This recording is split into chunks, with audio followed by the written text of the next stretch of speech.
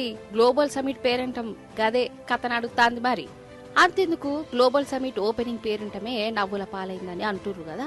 పేరుకు గ్లోబల్ సమిటే గాని లోకలోలతోనే పేరంటం నడిపి కుర్చీలన్నీ వాళ్ళకి ఇచ్చారు. అంతెందుకు ఈ నాగార్జున సారు ఎవలుల్లా ఈయనే గ్లోబల్ పెద్దన్ననా, ఈ శోభన కామినేని ఎవలు ఇట్లనే అంతా లోకల్లనే వచ్చిర్రు అన్నట్టు. కర్ణాటక నుంచి కూడా అక్కడ లీడర్ల చిరుల్లా. అసలే కర్ణాటక మనతోని పోటీ పడతాను, వాళ్ళతే మనకేం ఫైదా ఉంటదోల్లా, లాసు తప్ప. అవునా కాదా? లాస్ట్ కు కథ ఎట్లున్నదంటే పెద్ద పెద్ద కంపెనీల ఓనర్లు లేక ఆఖరికి కుర్చీలల్లా మన డీజీపీ సార్ను సిఎస్ఆర్ ను కూసబెట్టవలసి వచ్చింది. ఇక వీళ్ళ లలిత కళ్ళ చూసినాక అసలు ఇది గ్లోబల్ సమిటా, రియల్ ఎస్టేట్ ముచ్చట్లు పెట్టుకునే తందుకు పెట్టిన పేరంటమని అక్కడ ఉన్నోళ్ళకే అనుమానం కొట్టిందటనోళ్ళ.